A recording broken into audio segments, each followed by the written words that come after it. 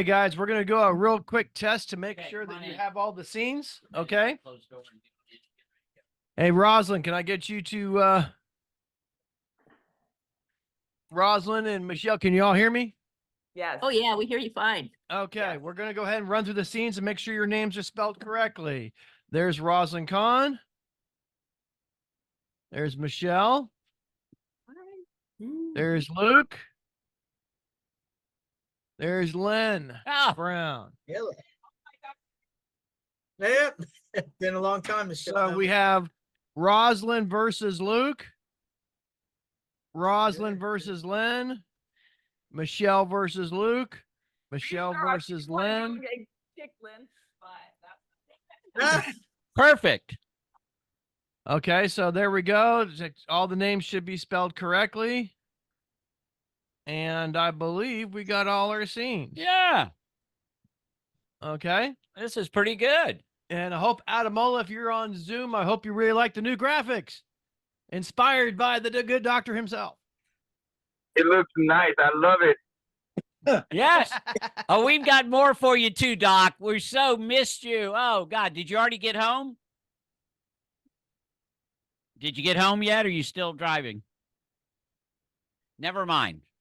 Okay. 5 minutes out. Yeah, that's okay. That's all right. He's still on the iPhone on the. Yep, still on his I'll be iPhone. I'll be in the peanut gallery. Ah, perfect. Okay, we ready to rock and roll, everybody? We are ready. Anyone with any questions? Oh, better tell my phone off. Yeah, what Phones am I off Phone's off. and muted, not on vibrate. So you got all that fun stuff. And Don, you still look for anybody that still I wants was to just come in. watching. Yeah. I know. Well, Rosalind was too. Actually, Michelle's the only one we had booked here, but it doesn't matter, guys. That's what y'all got to realize. The show's all about just y'all having a conversation, okay? Dadgummit. Just chatting. It's just chatting, exactly. And what we didn't know is we've got now Lenny set up to be attacked by Michelle. That's going to be pretty fun because we got him on the other sides. And one of the things we're doing, Lynn, is we advocate brevity, okay? The best conversations have been when you're questioning the other people, so I'm just not jumping in and saying, okay, it's your turn to talk now. Now it's your turn to talk. You're encouraged in Wirecast. It's a little different from Zoom. You will have the ability to jump in and either ask somebody else a question or clarify something or whatever the case may be. If you're talking over about 30 seconds, that's Lynn new? yeah, Lynn's brand new. Oh shit. No problem. Hi, Lynn. My name's Joe Boy. I'm the producer, and I just wanted to make sure to give you a few rundown of a couple things. When you're talking, you can only talk when you see yourself on the screen. So right now I'm on the screen, which means only my voice can be heard. Here, Rosalind's on the screen, so only her voice can be heard. If I do this, you're on the screen with Michelle. You can talk now. If we're here, you can talk and the audience can hear. Just because you can hear each other behind the scenes doesn't mean the audience can. So the only time the audience can hear you is if you're on the screen. So if you talk when you're not on the screen, people may try to respond to whatever you said, and the audience will be confused because they have no clue what you said. Could he get a little light on his face and the fan off? He's fine. Okay, I want to get this going because we're never 5 mind. minutes behind. Okay. Can you reset my time so it's fair, please, Joe Boy? You Yeah, we're handicapped me with 6 seconds already. I don't Sound like a appreciate it. congressman Oh my already. What is that Well, all that's about? courtesy of Tiberius. Very unfair. Sound like a congressman already. We We're all both on the know same the page. left's always talking more. Come on. That's of course courteous of I'm not Tiberius, doing but we'll reset you. Getting ready for Okay. Congress. Rock and roll. Give me back my time. You're ready. Time. This is good. All right. Okay. Audio recording set. Video recording set. Starting in 5, 4, 3. This is Joe Boy with WJHM102jams.com, and we're recording the Third Side Combo. Starting in 5, 4.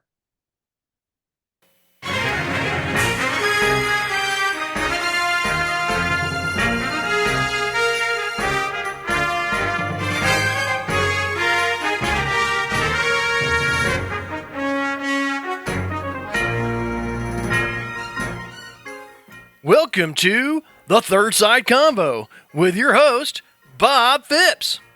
Your panelists today are Rosalind Kahn, Michelle Walters, Luke Kasarjan, and Len Brown. And now, your host, Bob Phipps.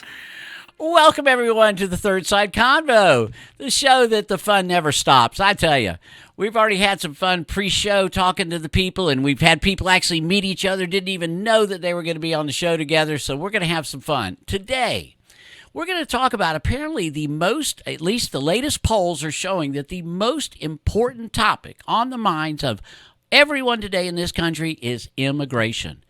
There was an Axios Harris poll that came out last week that actually said that the majority of the country actually favors mass deportations. Now, that kind of shocked me a little bit, but it's out there. And the interesting thing was the Hispanics were even at 50% wanting mass deportation. Now, we've been arguing, we've had discussions before about immigration, and there's a situation, you could call it open borders. Well, so you have open borders on one side, and you have mass deportations on the other. If we can't find a middle ground there, we're doing something wrong, because on Uber Discourse, there's only one rule. Do not bring up or talk about any specific politician. We don't care about what they did and what they said. Everything else is fair game. After the break, we're going to start our show. We'll see you in a minute. Corona Cigar Company is your one-stop shop for all your cigar needs. Whether that's a brand new humidor, a box of those new cigars you've been waiting for, a top-of-the-line cutter or lighter, a place to enjoy the finest cigars and spirits with friends, or the only cigars grown right here in the Sunshine State, we've got you covered. Come visit one of our retail locations for the ultimate cigar experience. Visit us online at coronacigar.com. Oak Ridge Gun Range is a family-oriented shooting range that has been in business for over 30 years. They specialize in basic firearm training and offer numerous services such as consignments, gun trades, gunsmithing, and concealed weapon classes. I even got my training for gun safety at Oak Ridge Gun Range. Great customer service, and firearm safety is what they do best. So find out more at oakridgegunrange.com. So, Michelle, I heard that you actually mentioned that you've actually been talking to some people today about this to try to kind of figure it out. And what did you come up with? What were some of the thoughts that you came up with and talked to some other people about what we need to do about immigration? Michelle? Well, I mean, first and foremost, though, I had mentioned, though, the opportunity of being here on the panel, and thank you very much for having me. And actually, once I did a little bit more research, though, on there, I initially thought that I was probably in favor. But once I was able to do a little bit of a deeper dive, I realized that I wasn't. And when I was talking with a particular friend, though, this morning, he was like, "Are you out of your mind? Are you out of, I mean, there's no way economically we can sit there and take in everybody. Like, are you just out of your mind?" And so, yeah, I come to find out that it was much more of a spirited conversation with just even my neighbors and everybody like that than I had anticipated. And with regards to my other neighbor took a completely different stance on it and stated, he was like, "No, absolutely. Perfect. I mean, we need the illegal immigrants, and I don't understand what the problem is." So you're not the first person to change your mind as we're doing the show. Luke, what do you believe the big parts about immigration that we ought to deal with? Well, I think it's multifaceted. I mean, people have an issue with open borders, which I agree with. But at the same time, we're also dealing with real people that are here, that live their lives, that have jobs. So it's not as easy as saying, let's just deport everybody or let's just close the borders. Like, there's a whole process. There's a system that we have to look into and create or improve upon. Right. Rosalind, you're out in California. Is immigration an issue out there? It's huge. Oh, yes, immigration is always an issue out here. They'd say the world wouldn't survive without the immigrants. If you go over every job classification, whether it be a restaurant, we had a guy who was coming to fix our dishwasher today. He was Hispanic. He's working all those jobs going from here to there to eternity. You look at the restaurants, you look at all sorts of different businesses. Who's cleaning I was at the school today. Who's cleaning those tables? It's those Hispanic Guys, immigrants that are there cleaning them. It's the people. But you who are can't taking care of those assume, children. but actually, Rosalind, you can't necessarily assume that they're illegal. I know, because these days, apparently it's not even a proper thing to say, well, where are you from, right? That's kind of a new thing, but not necessarily all the immigrants. I think you're right. There's certainly tons of illegal immigrants that are working. Lenny, guys can talk give me in the your peanut first gallery. thoughts on immigration. The first time on the show, you didn't even think you were going to be on the show today. You were going to be on the peanut gallery. So what do you believe? man. Just talk to us about what you believe the most important issues on immigration are. Well, I believe that Luke is correct. There needs to be a framework and how all this stuff works. And to my knowledge, it exists already in the laws that we have on the books. And the reason why those laws are on there are to protect security and control the flow that comes in. And if we enforce the laws that are on the books, then I think the rest of it will take care of itself. If the public has the appetite to change those laws and loosen the regulations or whatever, then that's fine. But it needs to be done through the normal processes and building those laws. Well, Michelle, back to you. I mean, should a country have guys the can make ability comments. to decide who gets to come into it? The peanut gallery. Well, yeah, no, absolutely I do. But the big question, though, that I think here is, back to the original topic on in support of mass deportation or not, and actually how is it going to be implemented? Because that's my biggest thing is, how would this whole program be implemented? Because I don't necessarily, if we go back and look at past history, it's never worked in the past. So therefore, how is it supposed to work in the future? You know what I mean? And that whole 1954 era, Operation Wetback, it didn't work. It was the second largest, mass deportation of illegals. It never worked. It only lasted, a couple of months, maybe a year, if not so. But so, with regards to the prospects, though, in my opinion, everybody knows that there definitely is a problem. But with regards to this particular topic on this mass deportation, how is it planning to be implemented? Well, you can open it up beyond mass deportation. I just threw that out as kind of a catch thing just because I'd never seen a poll like that where the majority of people thought that. Luke, you're living or have been living in another country over the past couple of years. How do they handle immigration there? Yeah, so it's very similar in the arguments to what we've talked about here with Mexico and the U.S. between Dominican Republic and in this case Haiti. Mm-hmm. Haiti's in a much worse off. They're literally a failed state, and they have a serious immigration issue. They have a lot of people that are illegal that are trying to come across the border, and they have the same arguments where people are saying, well, who's going to, do our landscaping? Who's going to do these other menial jobs? And realistically, there's lots of people that would want to do them just like here. And I think it's important, kind of going off with what Len said as well, that we already have a system in place. It just needs to be followed. If we have a way we want to change the system and the way we want to do things, we should do that. But when we have rules in place and people deciding to not follow the rules we already have in place, that's just a dereliction of duty. That's just not doing your job. I'm going to let Roz respond, Michelle. That's fine.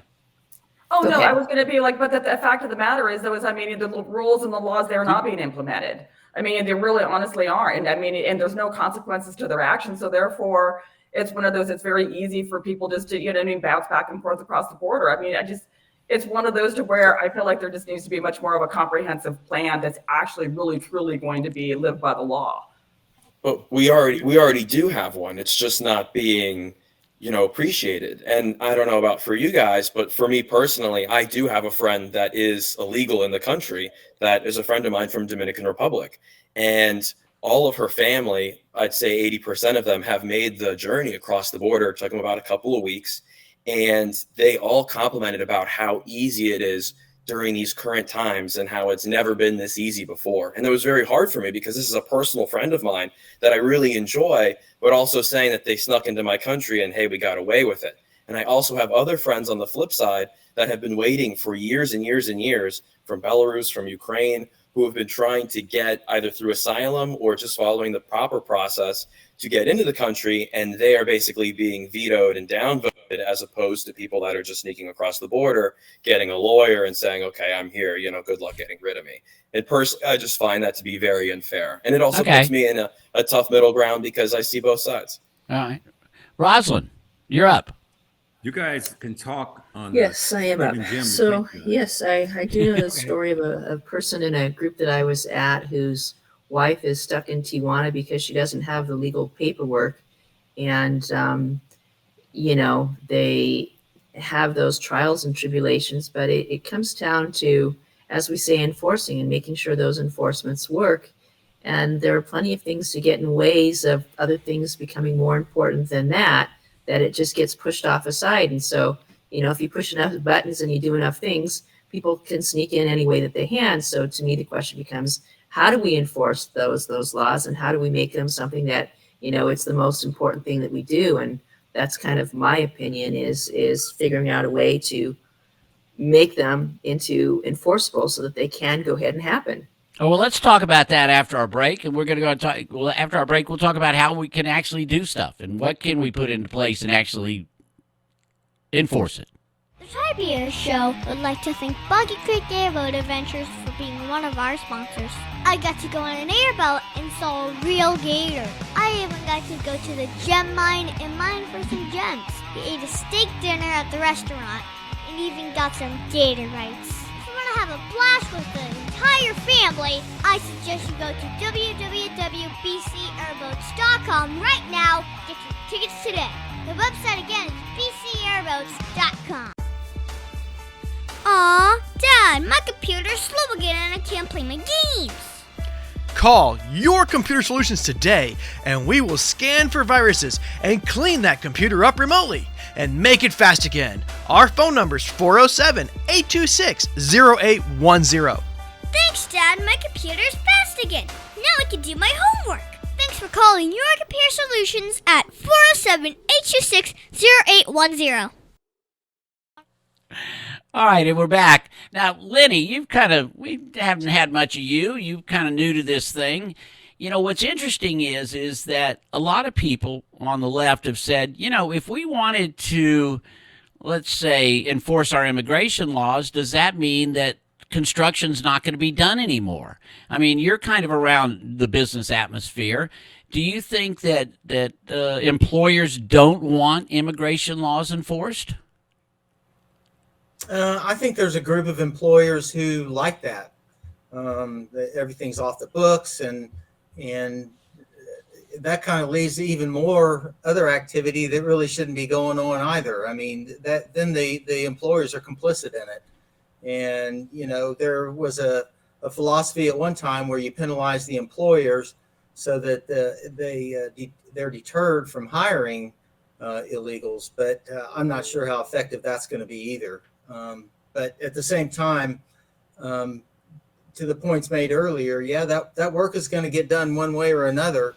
And there is a possibility that there could be a rise in the costs of construction projects if we aren't allowed to use illegals out to the extent that they're being used. There's possibility of that, but the benefits that the country would get as a whole, I think, probably outweigh that. I have to totally. Yeah, it's kind of hard to figure. I think certainly some change is going to have to happen. Michelle, was there, given the fact that you've been involved with a construction company for the last 20 years, let's say, were there ever illegals on any of those jobs that you know of? You know what? No, not as far as I know, but I just remember that coming back from California, everybody used, everybody. I just remember in any of their anything that you needed. I mean, I just, go down the corner. I needed to move something. Whatever the case, I needed to, redo my front yard. You know what I mean? Just go and pick them up, whatever it is at that one particular corner.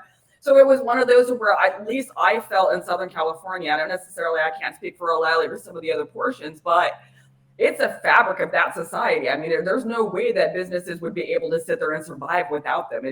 It's absolutely impossible. They sat there and they filled like a particular need, and to where other people wouldn't do it. And there's such an influx because there's so many people coming in there that, first of all, you're able to get everything done, for substantially less than I think that anywhere else. Well, what if the government actually did enforce the fact, and if they ever had, what if the government said, okay, we find one of your guys that's illegal and they're working for you, it's $5,000, the second one's 10, and it goes all the way up to $100,000. That might stop it, wouldn't it?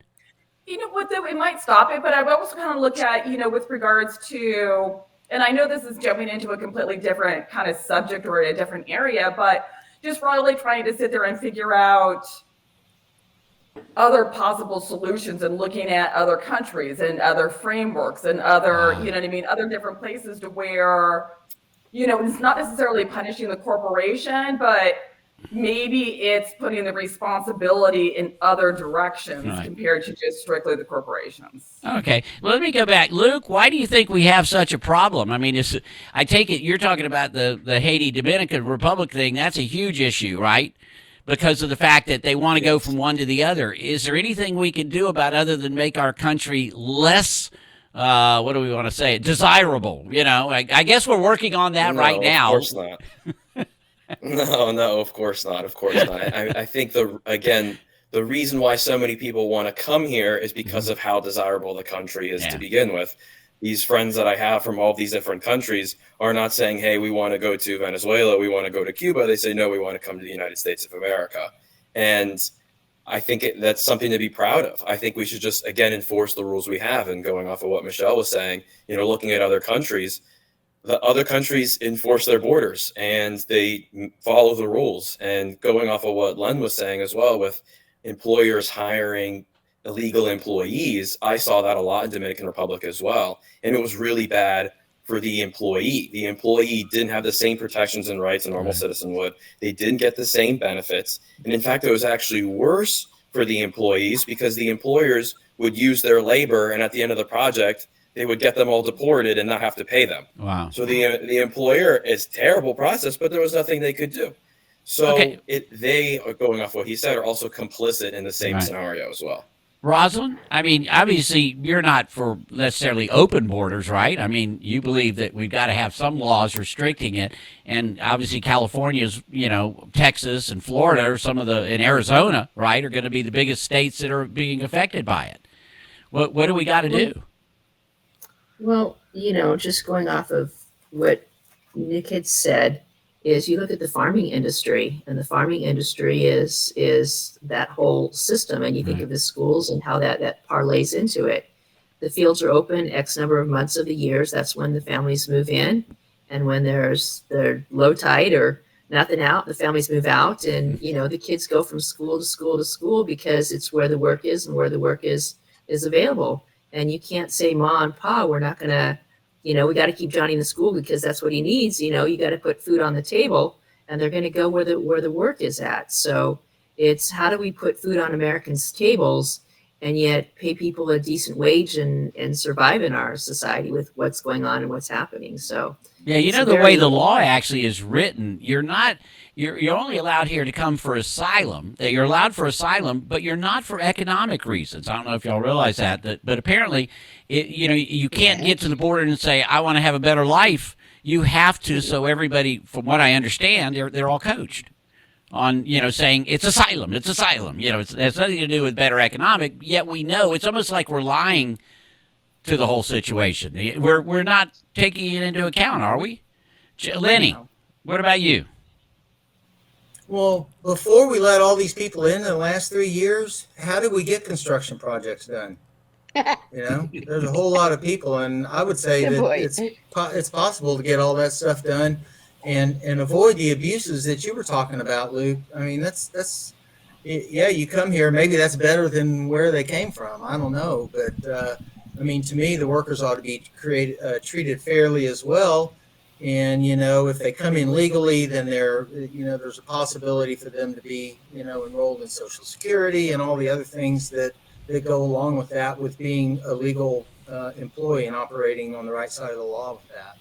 So, you know, the work's going to get done one way or another, and I'm not so sure that it can't get done without a mass group of illegals doing the work. I do the So work. you don't take that argument that Rosalind was talking about, that if we don't have these people, that you know the strawberries won't get picked. I don't think so. I don't know. I think that the dog's pretty upset about what we're talking about here. I'd like to have him weigh in, but yeah. As long as there's demand for strawberries, business is going to find out how to get them picked. Come here, you might as well come say hi. Come here. It's amazing how ingenious we get when there's money to be made in America. Yeah, exactly. So, oh yeah, so we have another guest here. I hope is that a perfectly legal? Is that a legal pooch? Vaccinations and everything. Oh my God, you have no idea. I've had to go to doggy Zoom court, all sorts of. Oh my God, I love it. It's going to be for another day and another subject. I cannot wait on that one. But yes, she is legal on all capacities. All right. Well, we're going to stop there, go to our next break, and when we come back, let's talk about the other effects of all these people here. We'll be right back.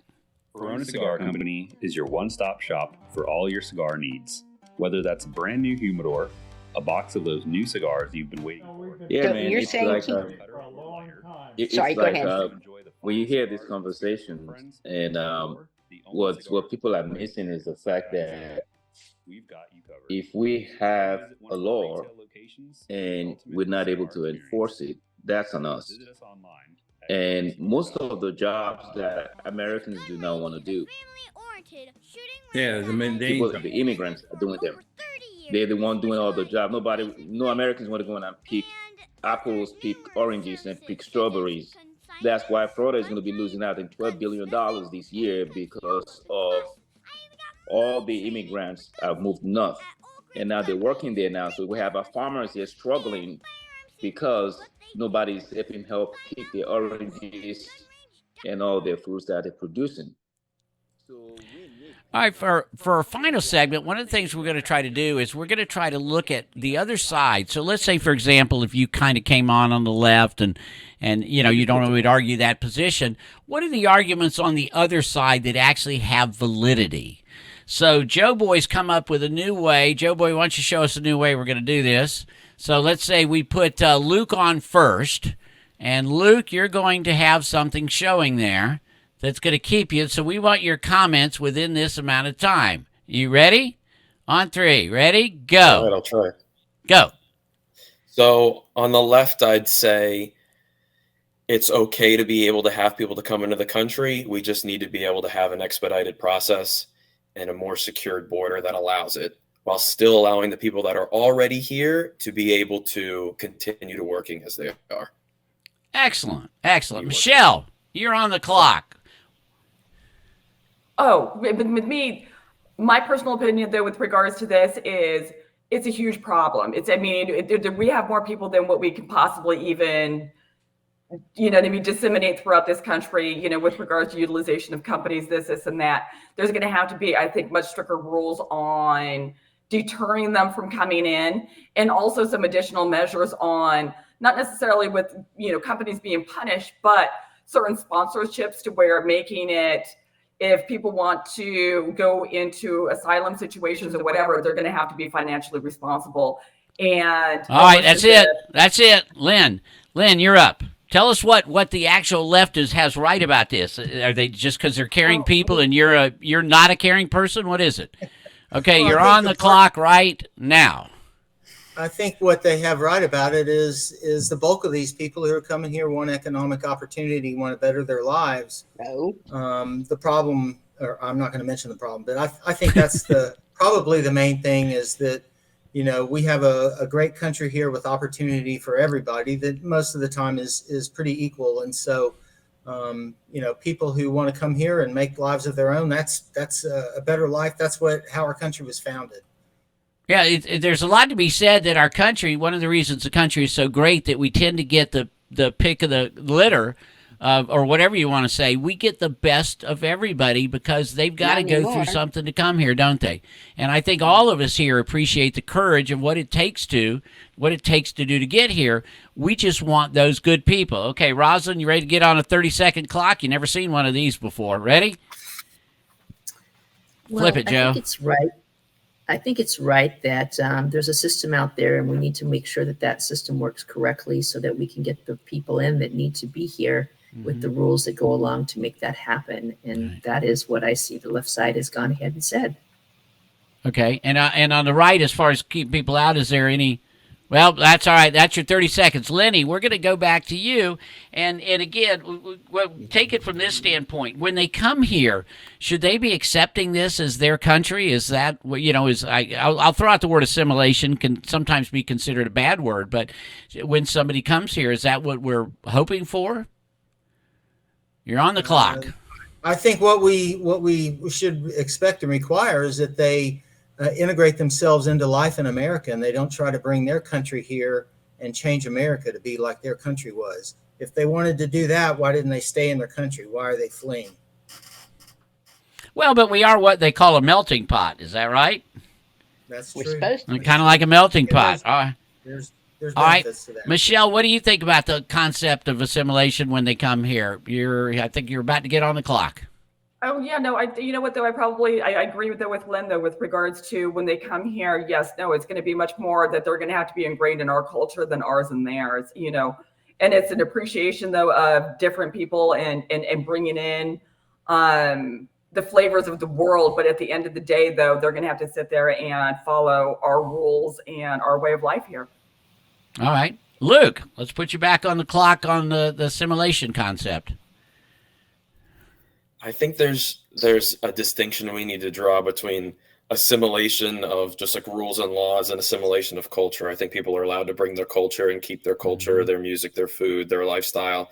But at the end of the day, it's following the rules and laws and the mores that we have as well. If we're all standing in a line, stand behind me. Don't just try and cut in, which may be common in your country, But other than that, people are more than allowed to bring their culture, and I think that's what makes us great. Gotcha. Rosalind. Well, I would tend to agree with what's being said. I always enjoy those days that we have of different cultures that we go ahead and celebrate. And what would the country be without being able to taste the foods and celebrate the cultures and so on and so forth? But there is the part of, there are rules that you need to follow. You need to go ahead and pay those taxes and those things like that. And you can't get out of it by passing the Social Security card around.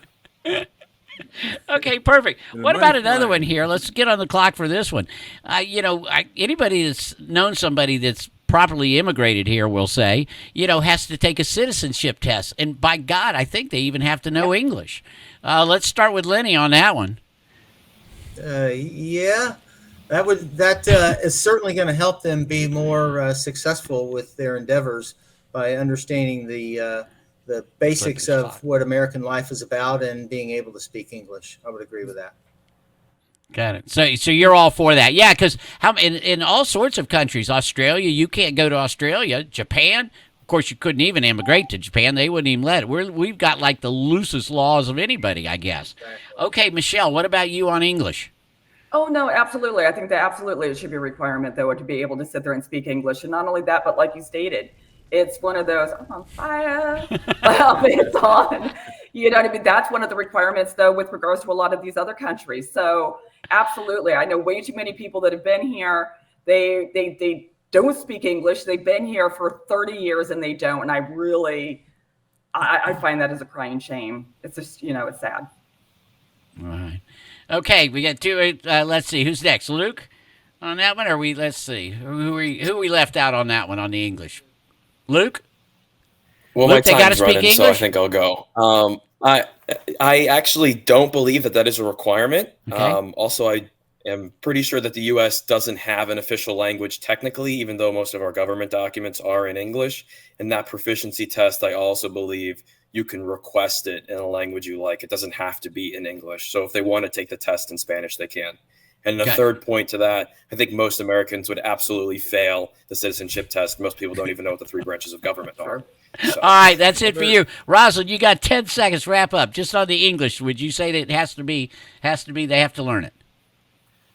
Well, it is a requirement. I like to help those people who can't speak the English language, and I'm always correcting people who, mess it up. So do what you need I've to do got the same problem. My mother was an English major, so she's constantly correcting me. I can't hear well, good, and all those things without knowing which one is it.